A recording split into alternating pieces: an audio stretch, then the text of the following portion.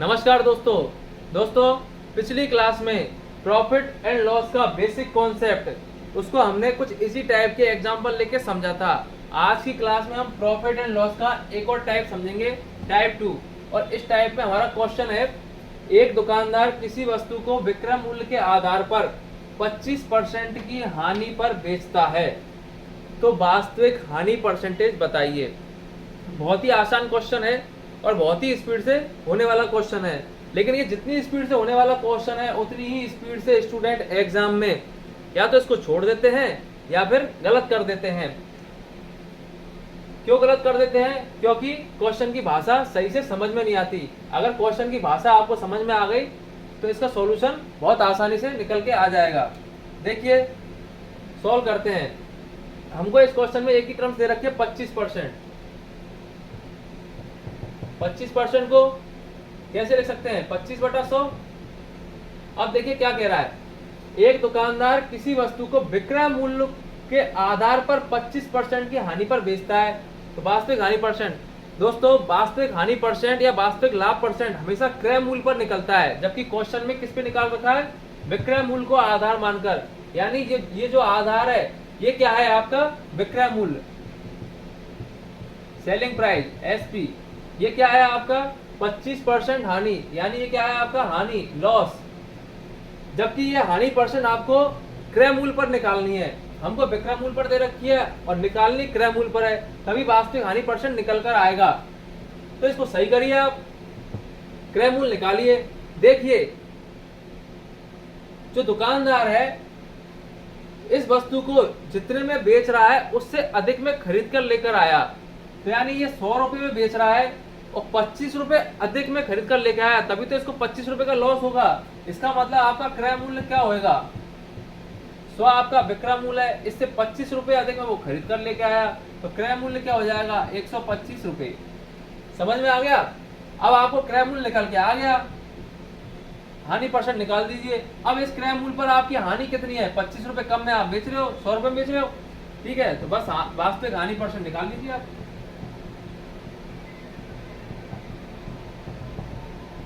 निकालिए, सॉल्व कीजिए। कितनी बार कटा? 5 बार। 1/5 गुना 100 क्या आ गया? 20%। इसकी वास्तविक हानि परसेंट क्या है? 20%। समझ में आ गया? अब देखिए, इसको हम फ्रैक्शन से भी करेंगे। 25% को अगर आप फ्रैक्शन में तोड़ेंगे तो क्या लिख सकते हैं? 1/4। ये क्या है आपका? विक्रय मूल्य। क्यों? आधार क्या माना है? विक्रय मूल्य को। और ये क्या है? आपकी हानि। 25% हानि दे रखी है, तो ये क्या है? आपकी हानि। एक प्रकार तो ये हो गया सॉल्व करने का। दूसरा देख लीजिए, ये क्या है? आपकी हानि। तो आपका क्रय मूल्य क्या होगा? भाई, ये जो बेच रहा है उससे 1 रुपया अधिक में खरीद कर लेके आया, तो क्रय मूल्य क्या होगा? 4 + 1, यह आपका क्रय मूल्य आ गया 5। क्रय मूल्य को आधार मानिए 5। हानि कितने की है? 1। भाई 5 रुपए की लेकर आया, 1 रुपए कम में बेची, 4 रुपए में बेची, तो ये आपकी हानि। इसको परसेंटेज में चेंज कर लीजिए, कितना आ गया? 20%। 20% आपका आंसर आ गया। ये हो गई आपकी वास्तविक हानि परसेंट। अब मैंने फ्रैक्शन से तोड़कर क्यों बताया आपको? देखिए, एक और क्वेश्चन लेते हैं, उससे आपको समझ में आएगा कि हमें इसकी जरूरत क्यों पड़ती है। मैं इस टाइप को क्यों बताता हूं आपको। तो चलिए दूसरा क्वेश्चन लेते हैं। देखिए, क्वेश्चन 2, एक दुकानदार किसी वस्तु को विक्रय मूल्य पर 16.2/3% लाभ पर बेचता है, तो वास्तविक लाभ परसेंट बताइए। देखिए, क्यों हमें फ्रैक्शन की जरूरत पड़ती है? देखिए, इस क्वेश्चन से समझते हैं। परसेंटेज क्या दे रखा है? 16.2/3%। अब इसको आप अगर फ्रैक्शन से नहीं करोगे तो कितना टफ हो जाएगा। देखिए, फर्स्ट मेथड से देखिए, आप इसको कैसे लिखेंगे? 16.2/3/100। ये क्या आ जाएगा आपका? विक्रय मूल्य, क्योंकि आधार किसको माना है? विक्रय मूल्य को। ये क्या हो जाएगा आपका? लाभ, प्रॉफिट। क्या दे रखा है? Profit percentage. अब देखिए, 100 रुपए में बेच रहा है, कम में खरीद कर लेके आया होगा, तभी तो इसको लाभ होगा। तो कितने रुपए कम में लेकर आया था? 16.2/3 में। तो क्रय मूल्य कैसे निकलेगा आप इसका?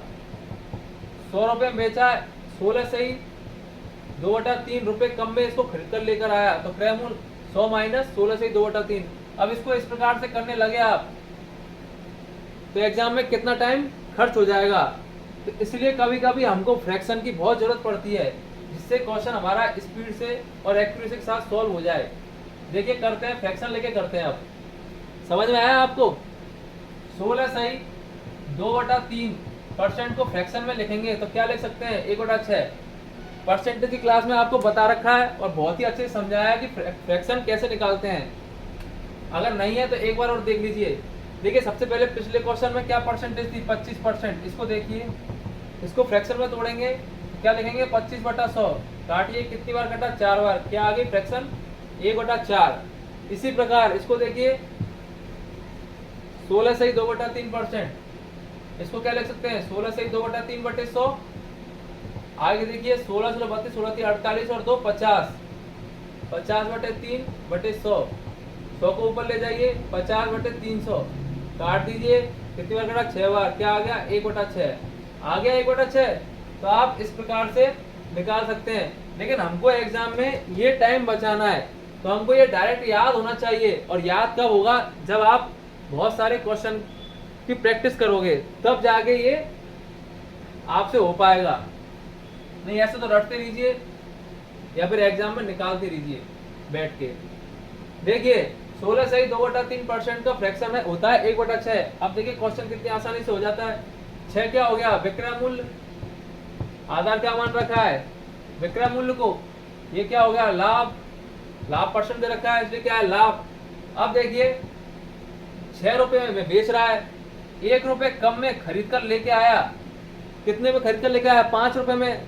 5 रुपए में खरीदा, 1 रुपए का फायदा होगा, 6 रुपए में बेचेगा। सिंपल सी बात है। तो क्रय मूल्य क्या हो जाएगा इसका? क्रय मूल्य क्या हो जाएगा? 5 रुपए। बस क्रय मूल्य आ गया। लाभ क्या है? 1। तो वास्तविक लाभ परसेंट निकाल लीजिए। सिंपल। क्या होएगा? 20%। ये समझ में आ गया होगा। अगर 1/5 फ्रैक्शन का अगर आपको डायरेक्ट याद है परसेंटेज, 1/5 को 20%, 20% को फ्रैक्शन में तुरंत तोड़ेंगे तो 1/5। ये सब प्रैक्टिस पे डिपेंड करती है। प्रैक्टिस अच्छी तो हमारा टाइम काफी बच जाता है एग्जाम में। अब देखिए मैंने 2 क्वेश्चन कराए और 2 क्वेश्चन के माध्यम से आपको इस टाइम क्वेश्चन बिल्कुल समझ में आ गए होंगे और एग्जाम में आप बिल्कुल गलत नहीं होंगे। आप इस तरीके से प्रैक्टिस कीजिए जिससे कि एग्जाम में बहुत जल्दी क्वेश्चन हो। समझाने में टाइम लगता है लेकिन करने में ये 2-3 सेकंड में होने वाले क्वेश्चन है। अब नेक्स्ट क्लास में हम नया टाइप लेकर आएंगे और उस टाइप को भी बहुत अच्छे से समझेंगे। तो चलिए नेक्स्ट क्लास में मिलते हैं। धन्यवाद।